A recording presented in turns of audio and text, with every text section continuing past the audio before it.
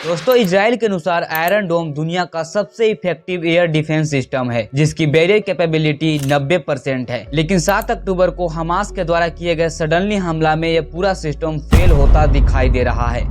What about the Israeli intelligence? Did they all fail? There's something called an Iron Dome. It's a missile defense system that repels attacks. Within the past hour, Hamas fired a barrage of hundreds of rockets towards southern Israel.